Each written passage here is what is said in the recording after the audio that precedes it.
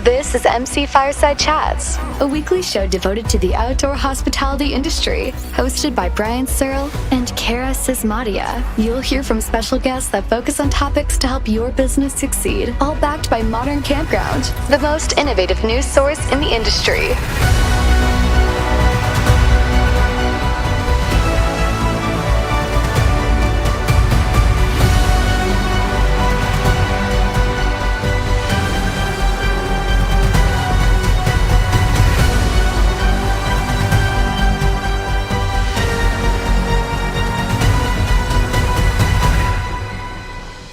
Welcome, everybody, to another episode of MC Fireside Chats. My name is Searl with Insider Perks. We are missing Cara today. She's in another board meeting. I feel like she does so much for the industry that she doesn't even really need to host the show anymore, but we would miss her if she didn't. So just me going alone today, but we thankfully have three extra guests here that are happy to join us on our weird kind of week 5 episode that normally doesn't happen, except for I think 2 or 3 times a year.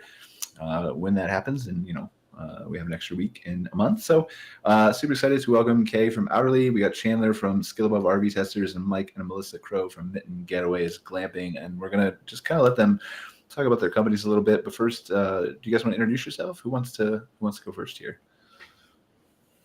Don't be shy. I can go. Hello, everyone. My name is Kay Rodriguez. I am the founder and CEO of a company called Outerly. Outerly is rooted in this idea that we can beat loneliness with nature. Every single city in the entire country, in the entire world has nature spaces, but oftentimes they are underutilized, whereas we have lots and lots of people overflowing at places like Acadia or the Grand Canyon or Zion National Park. And so our goal is to help connect people in cities to local places to go outside, as well as to each other, so that they can go outside in real life with other people and develop communities around the outdoors. Sounds like a noble goal.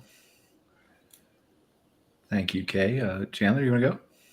Yes, so I am the founder and owner of Skillabove RV Testers.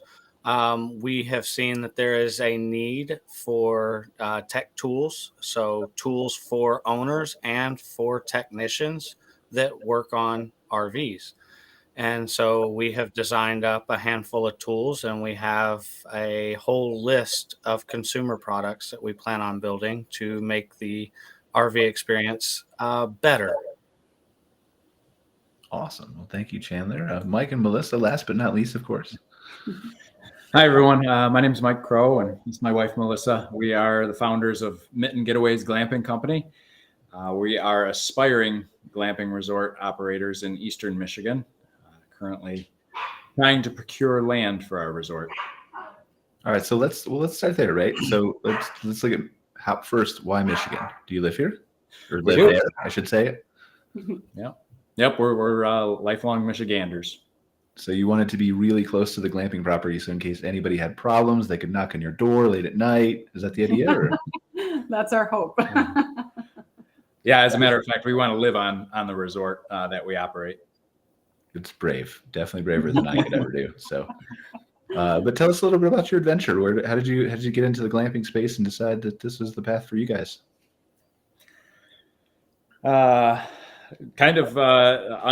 Definitely unexpectedly. I mean, we enjoy nature and getting outside and doing trips around the state with our girls and equally by ourselves too sometimes. But we had been looking for a home, and we came across a large parcel of land, 176 acres of unimproved farmland that was beautiful and secluded and quiet. And we said, well, we're not crazy enough to build a home here on 176 acres by ourselves, but maybe if we can land hack or monetize it in some way, that could work out so we could enjoy the nature. And we didn't know much about glamping at the time, or that there was a whole association behind it. But we eventually learned that there was, and our initial idea was to have a event barn on the property and some overnight stays. And we later realized that the peace and seclusion that we wanted would be interfered with by an event barn. That's where we got married, and we know that they can be a little noisy on weekends. So we nixed that idea and went with just overnight stays, so that people could get out and experience the peace and seclusion that we saw there.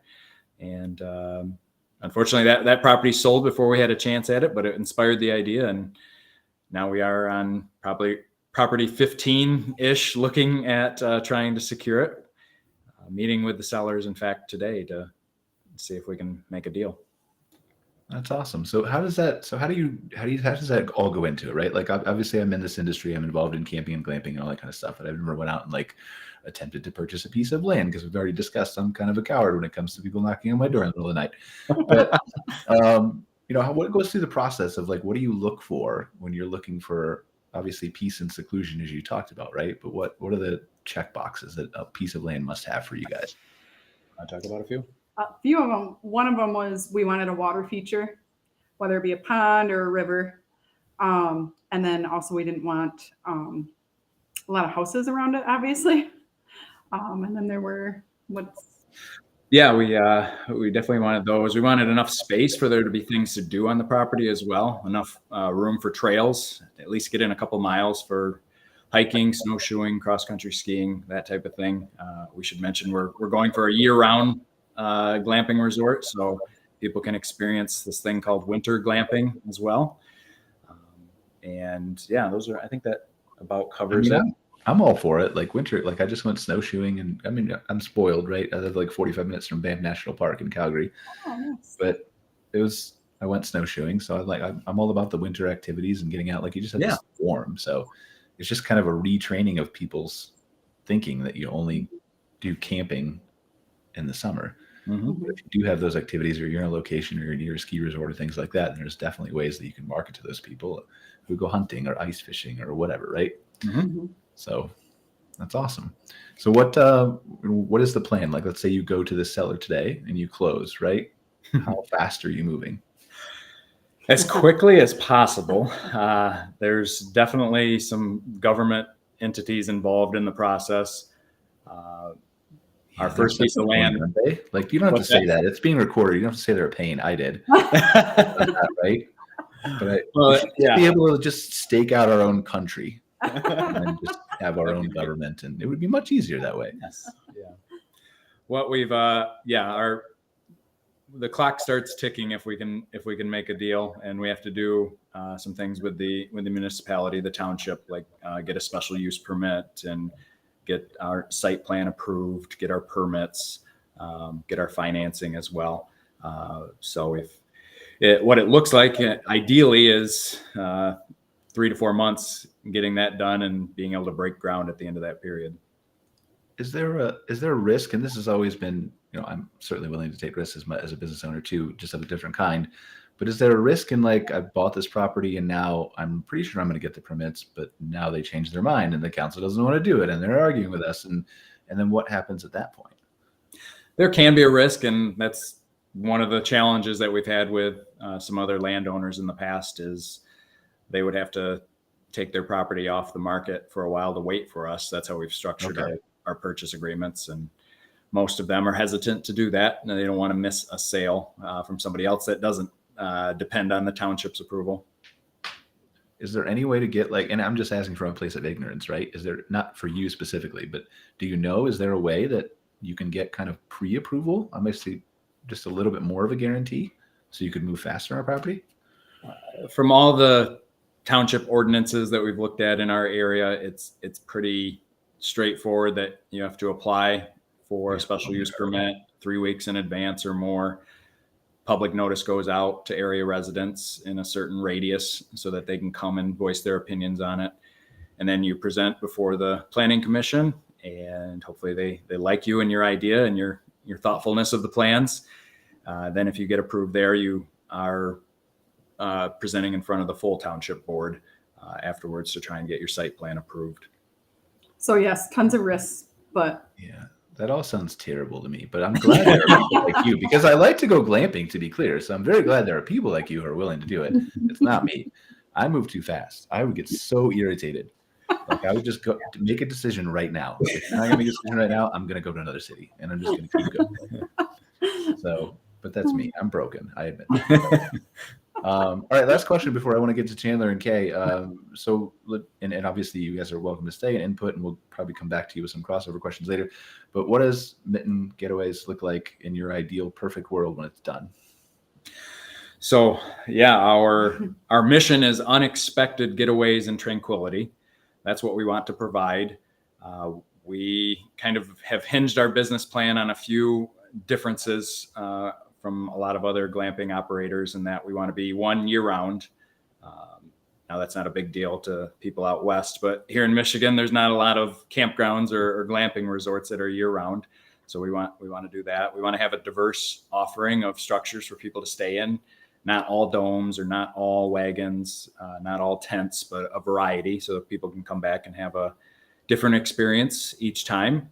And we want people to have lots of things to do on the property, so that they don't treat it like a hotel where it's just the overnight accommodation. It's a place to go and enjoy and stay night overnight and have lots of things to do. Awesome. Well, hopefully we'll be able to see it sooner rather than later. Have you guys back on and show us what you did. Yeah, I'd love to. I don't know who wants to go next. Let's go with Chandler. Chandler's RV testers. So Chandler, you gave us your brief intro, right? What kind of brought you to this situation where, like, you said you do parts to repair RVs, right? Yes, sir. So how do you get there? How do you get to there where you're like, there's a value to me having a company versus going to an Ace Hardware or a Lowe's or something like that, right? Obviously very specialized parts, but talk us through it is what I'm asking. Yeah, so I am an instructor at the National RV Training Academy, and so I deal with owners pretty much on a daily basis. I myself and our family travel around in our RV, and what we see is, if something breaks on our RV or something of that nature, I have the electrical background to override the device and make things happen. Get our jacks up, get our slides in, whatever it is. So you can hack someone's RV? Is that what you're saying? Well, not necessarily hack, but you can electrically override. It sounds like hacking, Chandler. I'm just saying. It sounds. But what we found is we might be at a campsite and our neighbors are just pulling in and they go to unhook from their truck and their jacks won't go down, or something is messed up in that sorts. And so we have right off the bat built a box that allows you to plug your drill battery into and allows the owner or a technician to be able to override the controllers that may be placed in your RV, so that you can drive the jacks down or push your slides out, or So it was a stupid question of me to ask Lowe's. I didn't realize what you did. I didn't do enough research in advance, but that sounds really cool and useful. Yes, and so we're actually in the process. I got the renderings back from our engineer yesterday for our consumer-based product that is going to be just that, and we're hoping that it will take place of the gold-looking handle that comes in most of your campers to override your slides or, your manual stuff. You will actually be able to plug in to certain ports in the RV and be able to run all of the stuff from your phone. So how often does this happen where people get stuck? Quite frequently. The campground that I'm at now, I've been out every single day dealing with certain issues with some of the newer slides. There's slide out mechanisms that we all know about that are prone to failure, and so people's slides get stuck quite frequently. Interesting. I think that would frustrate me as an RV owner, but I guess it's a business opportunity for you, right? Yeah, if there's anybody that's grateful that someone's slide is stuck, it's Chandler. Yes, another one. But yeah, so how did you get into this, right? How did you decide that? And I know you touched on it briefly, but how did you decide that this is the path I want to take? This is and is it just a one product thing, or is it? No, so we have multiple products. So so how did I get into it? Okay, so it's not like I decided to do it. Actually, I had owners asking me if there's ways that they can do this, and I'm like, absolutely. Here's a much better story. You should say, and I'm just gonna make this up for you, okay, on the fly, and you can probably use AI to make it better. But you should say, like, I was in my RV and my slide got stuck hanging over the side of the Grand Canyon, and my wife almost died, but I grabbed her arm and then hooked up a battery by mistake, and we were able to reel her into safety. And thus I decided to make sure that no one else ever suffered the same fate ever again. That's a beautiful story. I love it. You could sell way more like that. People would just, yeah. But go ahead, continue, please. So I actually had a group of about 5 owners. One day I was overriding somebody's equipment because I'm also, I'm also a mobile technician, RV technician. And I was overriding somebody's stuff electrically. And I had about a group of 5 owners come to me and said, hey, can you build me something just like this? And I'm like, sure. And so I did, and they immediately sold. And then they started talking to people, and then people kept coming to me asking me if I could build the same device for them. And it was all people in motorhomes with very large full wall slides, and they had all suffered the same failure with their brand of slide mechanism. And unfortunately, when they need to get propane, they can't just take their propane tank out like we do and go and get it filled. They have to drive their RV up and get it filled. Well, if their slide mechanism fails, they need a way to drive it in so that they can drive down to the propane filling station and get filled up and then come back. So I had owners buying this box from me just so that they could close their slides and open their slides to go get propane. So that's the best way to start a business, right? You kind of fall into a problem and you have a solution, and then everybody just tells everybody. That is correct. Now, what we have done is, now that we did that, I've had people come to me, technicians, and say, hey, we install awning. Let's just say we install awning fabrics. That's their business, is they just go and install new fabric, awning fabrics for owners. But it requires a second person to help them. And so one of their complaints is it's hard to find that second person that wants to show up every time you ask for help. And even if you're willing to pay, they may not want to show up. So they said, we need a way that we can do this by ourselves. So we designed up a tool that we use quite frequently so that you can install 22, 23, 26 foot long awnings by yourself. And so that was tool number 2. Is there more? Yes. How many are there before you go through each one of them? 28 or is there 3? Well, there's 2 more, but 26 on the list. Okay. Give us the 2 more real quick. Okay. Because they're interesting. Like, I find them fascinating so far, right? They're really good, like, problem-solving use cases, and you would almost think that a manufacturer would want to partner with you. Yes. So we're actually very new. We're right at a year old. And we've done 0 advertising. Well, now you have. There's 3 people that watch the show. Mike, Melissa, and Kay. So we're very new. It's all word of mouth. So we're just trying to get as many of our products out there to help technicians and owners. Because with some of these tools, like the one that I just spoke about that helps with awnings, is now it is going to help bring the cost of a replacement, a technician to come out and do an awning fabric replacement. It's going to become cheaper because you don't have to have a second person. Okay. And not to mention it's faster. So the next tool is a diagnostics tool for technicians and could possibly be for owners if they are handy in that nature. But some of our slide mechanisms and leveling systems that are electronic, they have sensors in them to know where the position of the motor is. And if that sensor goes bad, the motor may still turn, but the leveling system or the slide system doesn't know where it's at. So it just faults out. Okay.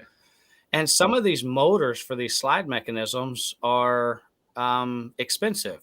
One for a slim rack is a little over $700, and there's 2 per slide. So we've had technicians that have come out, misdiagnosed, and replaced a $700 motor, come to find out that that's not what it is. So we've designed up a tester that gives you a graph. It takes 15 seconds and it runs a diagnostics and it gives you a red light or a green light. And then you have a printout graph so that you can present it to the owner and be able to show them why the motor is bad and why they're fixing to have to spend $700, because that's a lot of money. Yeah. It doesn't matter who you are. $700 for a motor is a lot of money. $700 for anything is a lot of money. Do what? $700 for anything is a lot of money. Yes. And then we have developed a test tool for RV air conditioners and heat pumps. And it's a diagnostics tool so that you can go out here, routine maintenance. If you go and get your air conditioner cleaned from a technician, they can basically do a diagnostics test on it, and they can check the amperage draw and find out if your air conditioner is going out. You can actually see a trend and be able to tell if something is going wrong with the air conditioner before it actually fails. Okay, so let me ask you this. For the people who are watching this, which arguably are a lot of campground owners and operators, is this to me, this is a business use case. To me, this is let's package my 5 and maybe you said 26 tools eventually, but put them together in little packages, right? And resell them to campground owners so that campground owners can provide these optional services at their campgrounds for either for free as a value add, right? Which differentiates them, or for a small cost. Yes, so we've actually already had multiple campgrounds reach out to us, especially like in the Pigeon Forge area. They may have a storefront and they want to have our products on their shelves available for owners. So when they get themselves into a situation that they need to go and they need a technician right now, but there's not one available, they can pick one of these up and actually use it to get stuff in. So actually our consumer-based box that I was talking about earlier is called the Rescue Tech. And that's what it is. It is basically a technician in a box. And of course, it's all controlled by your phone, which is going to have very detailed instructions, step-by-step instructions on how to use it. Okay. So now you say, you've been saying consumer a couple times. Is there a product for businesses that's different, or? Well, so when I say consumers, I'm talking about RV owners rather than RV technicians. Yeah. So our RV tech tools, so our technician tools, are usually going to be the AC tester, what we call the diagnostics. Okay, gotcha. It's the diagnostics tools. Our owner stuff is going to be like the Rescue Tech. That is a consumer product in our eyes, not necessarily a technician's tool. But we have a ton of stuff on the horizon for the consumers. Some little neat trinkets, stuff that's controlled by your phone, like lighted signs that hang out in front of the RV. Let's just say you have a fifth wheel, lighted signs for the pin box that you can control from your phone. So you can put your name or your site number. And it will also plug into the 7-way RV plug. So you can turn on your park lights if you want, because what we've noticed is some of these campgrounds, we have single women, and they may not feel as safe with all the lights off around the RV. And so having a way to be able to control the lights from inside the RV and be able to turn the parking lights on the outside of the RV might be handy. But what if there's actual danger out there? Can they electrify the outside of the fence to zap people if they try to come in? Or I mean, we can definitely look into add-ons here. I feel like, Chandler, I could help you with. Yes, we could definitely look into that. I feel like there's a liability though. Chandler's never going to talk to me again after this. Go ahead. Sorry, no, go ahead. So we have a long list of consumer-based products, but our first goal was to get out some of the tech tools right out the gate so that we can help the consumer, because our whole goal is to help the RV owners. And so if we can help the technicians be able to diagnose the problems faster, in turn, it helps the pocketbook of the RV owner.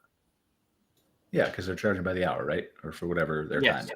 Yeah. And when we first started in our RV, I was unaware, and we had people work on our RV, and they took longer than probably it should have to diagnose some of the issues that we had, and it costed us.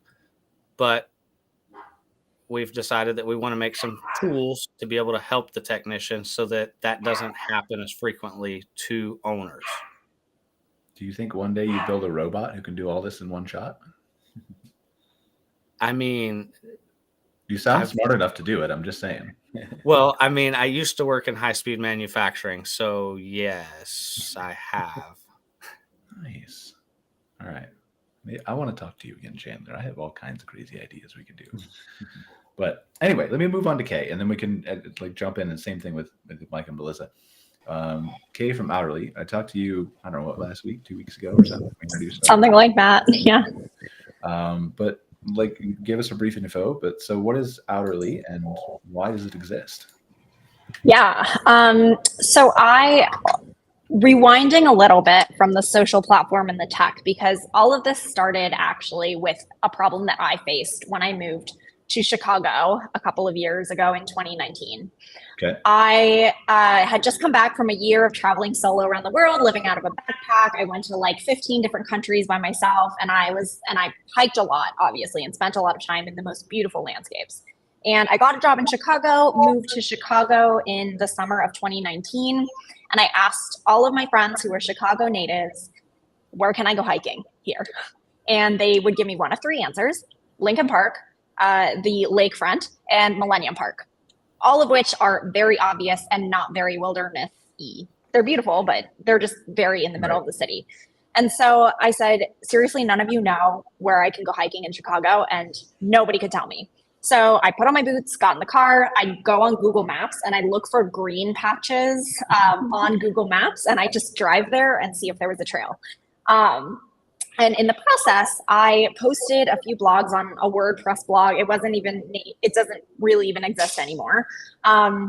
Just about places to go outside in Chicago. And within 3 months, we had about 15,000 readers reading those handful of articles every single month. And I said, okay, well, clearly they're not here for me. Chicago must really want to know where to go outside, and there isn't a good resource to do that. So fast forward a couple of cities that I lived in previously, I posted some content about those. I hired writers from all over the country, and we were able to scale just over a year to about 150,000 unique visitors per month on the site. It was awesome. It's now called Urban Outdoors. You can find it at urbanoutdoors.com, or if you look up hikes in basically any city across the US, you'll probably find us. But during that process, I learned from our readers. I'd get emails from readers all the time saying, I really want to do these things, but I don't know anybody who will go with me. Can you tell me how to meet other people to go outside with? And the only option that was sort of consistent across all the cities was Meetup. However, Meetup can be really hit or miss, especially for outdoors and for beginners who don't know if they're the same speed or the same experience level as some of the other people in the Meetup group. Even I've hiked thousands of miles across the world. I've been rejected from Meetup groups because they thought that I was not an experienced enough hiker. And so I said, well, clearly these aren't inclusive platforms. Like, there isn't really a good, easy way to meet other people in your city who like to go hiking or do outdoor activities. And so I'll just build one. So I have spent the last 11 months learning to code, learning to build, so that I could build what is now called Outerly. Outerly spun out of Urban Outdoors and is an app where people in DC, which is the pilot that we're running right now, can log in. They can find activities to do in the DC area. We're currently working on building the largest database of DC area outdoor activities. And they can also meet other people who want to do those same activities as them. Currently, we are about, hopefully within the next couple of minutes, actually, we are about to cross 150 users on the platform after launching late last week. And we are in the process of negotiating our first B2B contract here in the city. So it's been a busy couple of weeks, but Outerly is live here, and we've got a very ambitious goal to reach 100,000 DC area users on the platform by Earth Day. We call it 100K before Earth Day. So okay, so yeah. What qualifies as an outdoor activity? Is it helping someone repair their awning, or is that what are the most popular outdoor activities? Because you're saying I want to find somebody, and I know this is early and I know you're still getting users, but what do you have a feeling will be like the most popular types of things people are looking to pair up for? Yeah, people want, most of the people that we've talked to are hikers, they're walkers, they like going to nature places and moving their feet. So that is overwhelmingly what we've seen. However, we have also gotten a lot of interest from climbers, from people who paddle, so kayaking, sup, canoeing, and also from, what am I missing? Climbing, sup, ski, snowboard, and camping. So those are the official verticals, but our definition of the outdoors is a little bit different than, like, let's say if you see a North Face ad and it's like somebody hiking up a mountain with their like pickaxes and stuff. We define an outdoor activity as an intentional activity done outdoors, whether that's walking around the sidewalk, whether that's going to a park and hanging your hammock and sitting in it, whether that's reading a book at a picnic table, or whether it's summiting a 14er in Colorado, or going to another country and doing a backcountry trek. It all falls under this umbrella of outdoors for us. And frankly, this is new in the outdoor industry. For a long time, the outdoor industry is very much outdoors is the most hardcore, the most epic, the most difficult activities count as outdoors, and everything else is not outdoors. It's just nothing. And we learned through hundreds of customer interviews that that's actually it excludes a lot of people who would want to go outside, but they might not feel ready to go summit a mountain or plan a trip entirely around outdoors. So we're really trying to redefine what outdoors even means, and make it feel more accessible to people who live in cities who may be under the impression that they have to fly all the way out to Utah or Arizona in order to go outside. Makes sense. Okay. So where does Outerly expand to from here? Like if you let's say you get what was your goal? I saw on LinkedIn, 150,000. Is that just in DC or total? 100K before Earth Day in DC. Yeah. Okay. So then how quickly do you expand if this takes off? Yeah. So once we have our DC use case kind of locked and loaded and we figure out, all right, this is how we can launch in a city. These are the things that worked. These are the things that didn't. Our goal is in the fall to launch in fall seasonal cities. So our next tranche will be Phoenix, the DFW area, and Houston, all of which we have several thousand waitlist subscribers. We have several thousand readers on Urban Outdoors per month in those cities. And so we've already kind of tested demand for this kind of thing. And we just need to go over there and plop it down so that we can get the communities on board. When are you going to launch in Michigan? Because we need to pair up people to go glamping. Yeah. Detroit is on our roadmap, actually. It is one of the cities where we do have a presence with Urban Outdoors and we do have waitlist subscribers. So hopefully we'll do so Chicago and St. Louis are two of our biggest cities in terms of waitlist subscribers. And we'll probably do one big Midwest launch, Chicago, St. Louis, Minneapolis, and Detroit. So likely next year, but I don't want you to feel any pressure, but they're literally closing on land today, maybe. So. Well, it'll be perfect. They'll have plenty of practice before the Outerly community gets to go check it out. So. All right. Okay. So yeah, I mean, it's really interesting the solutions that all of you guys are creating, right? And we know glamping is big and it's taking off, and I think it's got a long successful future here, right? In the United States, in some capacities, we've talked on the show before to guests from the UK and from Europe where they've adopted that stuff already. But it always amazes me the different types of entrepreneurs that get into the scene who want to do different things and have different ideas and different imaginations. And really, it's kind of amazing that all of that works in glamping.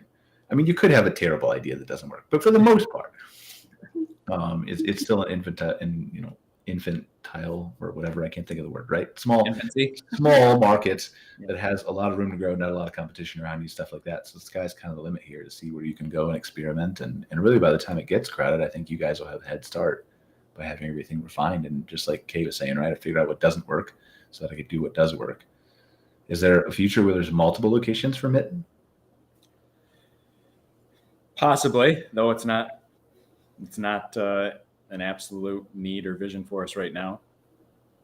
So yeah, but I think like more I was going with the theme, right? With Mitten being, all of you guys really contributing. We have a comment here in the chat I missed. I don't know when it came in from Vivian, who I believe was saying about you, Chandler. Love how we're working to provide solutions for those living in RVs. It's also my first time hearing about the National RV Training Academy. I think I've heard about it before. I may have even crossed. Who are the founders of that? I feel like I've talked to them before.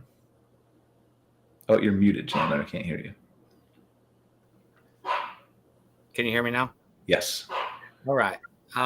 So actually, my uncle is one of the founders, Terry Cooper. Yes, Terry, and I've talked to them on Zoom like probably 2018 or 2019, I think, because they used to be involved with RV Daily Report, right? Yes. Yep. Yes. So yes, and so I've been there for approximately a year and a half. I was asked to join their team and be one of the instructors. And so, yes, I've been there about a year and a half, and that's really where I found the need. People were coming to me, owners were coming to me, asking me, what can you do to help me? Technicians are coming to me, asking me, what can you do to help us? So that's how it happened. And we've talked on the show before about how there's a shortage of technicians. We've had, I think, Colt from the RVTA on here. They're trying to train and recruit more technicians and things like that.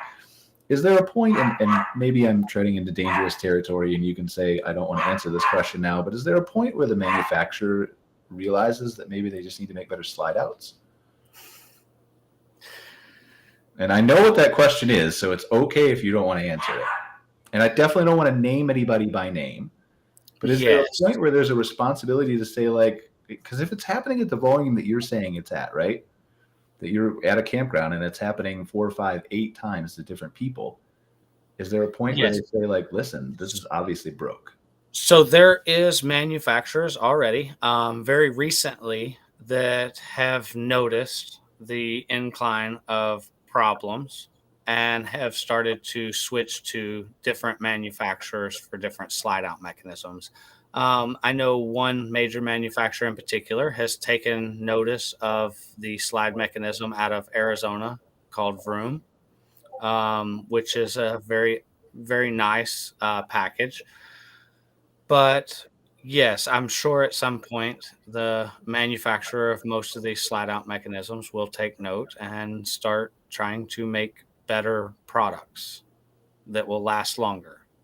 Now, I know that these are moving items down the highway and they get beat down the roughest roads. I don't know if you've been through Louisiana lately, but it's not the best on a camper. And we travel back and forth from Florida to Texas quite frequently. So we pass through Louisiana every time. And it definitely takes its toll on all the mechanisms on the RV. And to be fair, there's a lot of moving parts. No one's trying to throw anybody under the bus and say the manufacturers are doing this on purpose or anything like that. But I'm just making sure that at some point, like, there should be data that gets back to them that says, here's what's happening. And then obviously most of them would choose to fix it if the number was high. And so we have seen that. Now, there are some slide mechanisms out there that are better than others. However, they're not the prettiest looking ones. So it's usually, function over beauty. Style. Yep. And the problem is if we put something ugly on the side of an RV, it deters people from wanting to buy it. So if we put something pretty on the side of the RV, it may not work as well, but people are more apt to buy it. I've seen one slide mechanism in particular that is very, very well known and works very well. But unfortunately, as ugly as it is, people would end up taking it back to the dealership and say that they thought it was broken because it didn't look right or this, that, and the other. And so the manufacturers of these RVs are saying, I don't really want to use that slide mechanism because people don't want to buy our RV because it's attached to it. Why do you feel like there has to be a trade-off between these two things? There doesn't have to be. That's the reason why we're building our own slide mechanisms. Okay. All right. So this is on the 26 list, or this is a whole different list? Yes, this is on part of the 26 list. All right. But if you build your own slide mechanism and it works, won't you put yourself out of business? Well, I mean, hey, you know what? If it makes the life of the RV better, great. No, the correct answer is yes, but you still want to have it just in case, even though it's 99.9%, you just still need a battery. See, I can teach you marketing, Chandler. We can do good things. But yeah, like, and the same thing with Kate, right? Like, you're talking about, I was thinking about when you were saying it, I moved to Chicago and I don't know if you said you were lonely, but you were looking for people to places to go hike, things like that, I think. But you touched on loneliness, I think, in your intro or before the show or something like that. And then I was thinking right after that is the pandemic, right? Which was admittedly shorter in the United States than it was the rest of the world. But, it's very interesting, I think, how people have kind of changed their perception of loneliness since that's been a thing. And I think that there's more perception and awareness of apps like you and a willingness to take part in that and not even be a little bit lonely. Yeah, I would actually go as far as to say that the loneliness epidemic is like a public health crisis. And the reason why I say that is not to like send up alarm beacons and whatnot, but because there have been studies that have shown that prolonged loneliness can lead to early death. It is as unhealthy for you as smoking 15 cigarettes a day. You can have respiratory problems, you can have digestive problems, cardiovascular problems, all from the fact that you are consistently lonely over years and years and years. And so for us, and especially here in cities, it's like we have all of these spaces where people can gather, but we're not using them. Instead, we're sending people across the country to go visit national parks that are frankly way overcrowded and overpopulated to the point where they have to close trails in order to accommodate people. When we have plenty of beautiful spaces in our cities. A great example of this is met a woman here in DC. She has lived across from our big DC park called Route Creek Park her entire life, 40 something years. And she has never gone on a trail in that park, but she walks around the park every single day. And I asked her, why don't you go outside? Why don't you go out on those trails? And she's like, because I don't know anybody who will go with me and I don't know my way around in there. What if I go in there and I get lost and I don't come back out? How will I know where to go? And so I took her, of course. It just really sparked this idea of, can nature and can the outdoors be a solution to the loneliness problem? And I guess one other thing that it is, but I want to push back on one thing, right? Because I agree with you. I think in some cases on the loneliness is toxic and all that, but I also think it's the type of loneliness. Is it something you're willing to do? Like me, when I start a business, right? I started a business for 12 years. Being an entrepreneur is lonely, but I'm also not unhappy doing that either. So I think there's a correlation there to some of the studies you're talking about. I think we're talking about alone versus lonely. So alone is like, I am not with other people. And sometimes you're intentionally alone. I can be introverted sometimes, and so I'm intentionally alone. Well, but you can also be in a room with 20 people and be lonely still. Exactly. So loneliness is more of an emotion or a condition or a state versus alone is a situation or a circumstance. And so I'm talking about like punch you in the gut loneliness, not necessarily aloneness. Gotcha. And I figured you were. I just wanted to clarify. Yeah, no, totally. And I think a lot of people, that distinction is not clear. There's a very fine line. One thing that I will say is that from our audiences, we've talked to hundreds and hundreds of people, and we learned that about 75% of people would go outside more frequently if they could easily find somebody else to go with, based on those interviews. So it is a big problem, and it is restricting access to the outdoors. I'm the same way, right? Like if, when I was in between girlfriends or whatever, or didn't have, moved to a new city, I just moved to Calgary, right? In 2021 during the pandemic, actually. But, I'm the same way. Like I will go outside alone. It doesn't make me sad to do that, but I do definitely enjoy going places with other people and experiencing those things with other people. And so there are trips and things that I haven't done.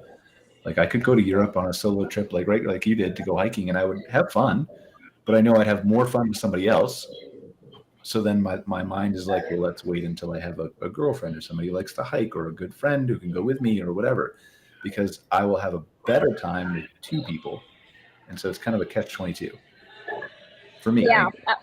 no, that is a very commonly held idea. It's like, yeah, maybe I could go outside, but especially for people who are new to the outdoors, right? Like there is a group of people that exist that are outdoor veterans, we'll call them. Like they've been going outside, they've been skiing, hiking, etc. since they could walk.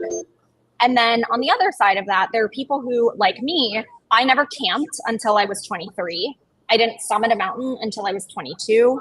I had never really considered myself an outdoorsy person. I didn't even participate in my university outdoor recreation club. Like I was never, ever outdoorsy until I realized that the outdoors is such a healing and grounding space. And it's not that scary once you get out there. And there aren't that many dangers if you know what you're doing. But for me, I mean, maybe it depends on where you were. I talked to a guy in the middle of a tent in a forest in Belize who makes glamping tents. And he was like talking about the giant spiders and the snakes and so maybe. Yeah. I hate spiders, so I would not like that. But I mean, there's reasonable risk, or like you can pair up with somebody who's a spider expert on the Outerly app. Exactly. Can defend you.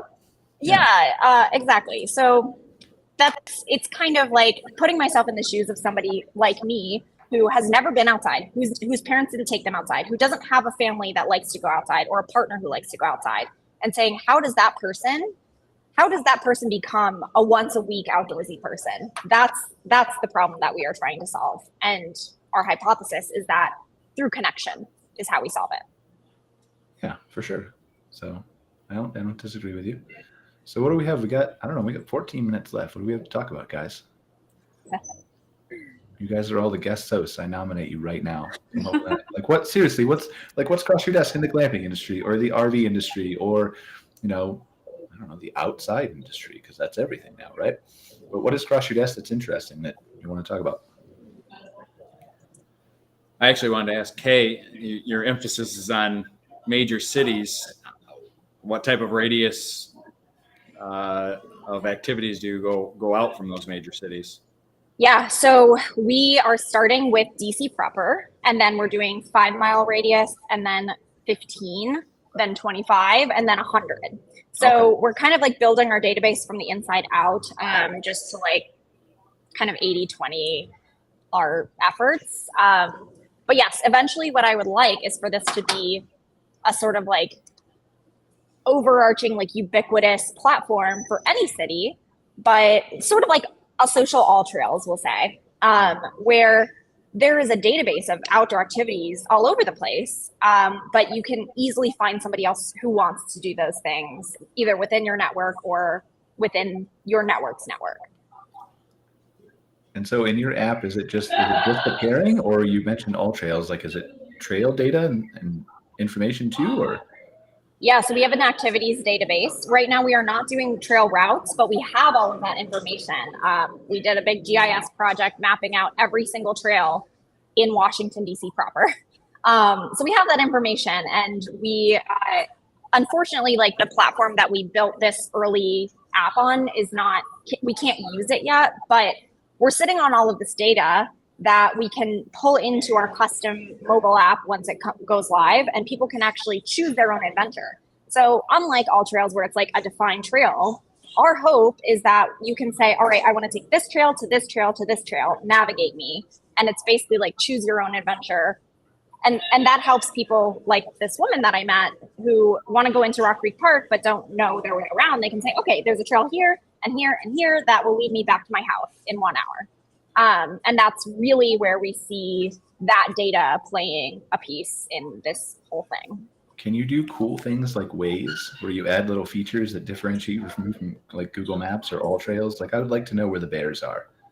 Like, you see them in real time crossing the trail. One, not because I'm scared of them, because I've been trying for 2 years to see a bear up here, and they just don't want to find me. And I'm like, oh my gosh, thousands of them. But anyway. Just drive up and down the Ice Fields Parkway until you reach a traffic jam. So I've seen a bear on the side of the road, or in Yellowstone, or in whatever, right? Yeah. And I don't really want to, but I think it would be interesting. Yeah. but not bears. But like is there other things that are on your plate, right? That add value to that trip that maybe aren't focused on because they're not focused on the outdoors like you are, or the outside. Yeah, well, I would just say like our product roadmap and all the features that we've thought about. So like the choose your own adventure, we have some safety features that we're launching specifically for women who've told us, I want to hike by myself, but I don't want to be out in the woods with nobody knowing where I am. Okay, great. Let's create a feature around that. Like all of the features that we have put into this grander vision are from people who want to use this, who don't see another way or another avenue to find the information they need. And we listen really hard, and we kind of prioritize based on how many times we hear something, how easy it is to execute, all of that type of stuff. But to your point about like kind of having landmarks, that is also something that we are incorporating. So stay tuned in the next few months. Awesome. Well, anything else, guys? Mike, ask a question of Kay. Chandler, you're on deck here. You got to come up with a brilliant idea for us. What do you want to say? Well, I mean, I guess from hearing from you and Kay, it sounds like both of y'all are not RVers. You're tent campers. Is that correct? Actually, I built my company living out of my Sprinter van. So I'm not an RVer, but I am a van lifer. So I know the world of like being under my van, like feet sticking out, tinkering with stuff. Like I've done that so many times. I'm not an RVer because I can't afford one yet. No one wants to go, and no one will advertise. So, but I'm working it. It's in the plans, Chandler. And when it comes and I buy that RV, I'm going to know already that my slide out will break, and I'm going to be mad when I buy it. I'm going to come find you. No, I mean, when y'all both had talked about tents, I'm not that hardcore when it comes to camping. I've got to have a roof, and I've got to have wheels and water. Well, then you need to go to Mitten Getaways. Well, yes, exactly. There you go. What I was going to say, Chandler, is another potential opportunity for you, and I don't know if you've already thought of this, so just tell me to shut up if you have. But I know that there's a like RV marketplace called Outdoorsy for people who don't own RVs, but they can rent RVs from people locally who have them. So it's like peer-to-peer RV rentals. And these are people who don't know what the heck they're doing with an RV. Like they don't know how to drive it. They don't know what they're doing. And so I wonder if there's an opportunity for you to basically connect into that, like the peer-to-peer rental or just like RV rental space for people who are like, I don't know what the heck. You need to sell 2,000 of them to Outdoorsy. And then Outdoorsy can have a box where you can check like $5 for a rescue package. Like you can choose a car seat in the back of a rental car or GPS, and then they'll quickly pay off for that stuff. Yes, so that's actually been a thought of ours. I have probably you're a billionaire, to be clear. We all want a cut of it. We have actually started with a tablet-sized box so that it's easy to read, and it would be for the person that has never dealt with an RV. And so basically it will be a step-by-step guide on what to look for, and it will basically have a built-in trouble tree. So you tell it what kind of slide out we're dealing with, and it asks you what your symptoms are, and you go through this trouble tree, and it helps you diagnose the issue and be able to repair it. Hopefully, if we can't repair it, then override it, and it will walk you through how to override it. So here's an interesting question, and I'm going to switch it just for a second into AI because that's my obsession right now, right? How long is it before these voice assistants, like the good voice assistants, everything's trash on the market now, but if you played with ChatGPT, you've seen how it has conversations with you. How long is it before that voice assistant is in an RV tied to the systems that can diagnose all that stuff and say, your slide out is screwed, we're calling Chandler? I will tell you, it's going to be a very long time if the RV industry stays the way that it is. They're not like the automotive industry. So the automotive industry figured out a long time ago that we need a central brain and a central port so that we can do diagnostics. We don't have that in the RV. No one has that, or just certain manufacturers don't? No, so like when I say RV, I guess I'm really talking about towing. Okay. Okay. So fifth wheel or a bumper pull, they have a bunch of different modules, leveling module, slide modules. And if you have 3 different slide outs, you may have 3 different slide modules. And most all of them do not communicate to one port and give us a diagnostics port. So that means you have to plug into each individual module to test things. And so until the RV industry can get everything together like the automotive industry and give us one single port and have all of the different modules communicating to each other, then it's going to be very difficult to do. That's actually one of the battles that we fight right now. What do you think is stopping them from doing that? I ask myself that same question quite frequently. I don't know what. Guess. I'm going to say money. That's exactly what I was going to say too. And to be fair, we don't know. Like we're not criticizing any manufacturers here. I'm not one. Nobody on the show is one. Nobody's saying it's easy to do. It could cost $100 million to do for all we know, right? But it's worth having the discussion because if no one else does, then maybe no one else asks.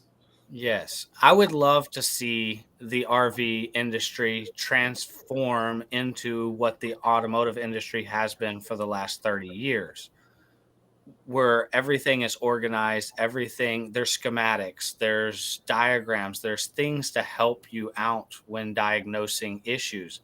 And there's only just a handful of RVs that I even know about that you have the opportunity to even get a schematic. Which, just tells us that they're all just kind of wired however the guy on the production line wants to wire it. That doesn't really inspire me to want to go buy an RV, Chandler. But I'm not saying it's accurate, to be clear. We obviously need somebody from a manufacturer on here to tell us, and I don't know if they would, but to be clear, and we've done a lot of speculating on RVs. Obviously, they're very popular. They're very good. They sell a lot of units. Way more people are happy with them than get their slides out stuck. So we just want to make sure that we say that. We're not trying to pick on anybody. We're just trying to speculate and solve issues and ultimately make the consumers happy, right? So they get outside more. Or maybe they get frustrated enough with their slide out, so they sell it and then they go glamping. I guess either way would work for us. So.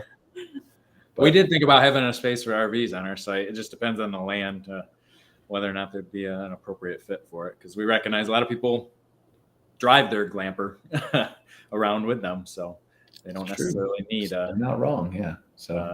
So what is the definition of a glamper? Because I thought that's what we were in a camper, and we were always hooked to water, always hooked to electricity. There is no definition. That's the thing. Like glamping is a buzzword right now, but there's not. It's pretty really broad.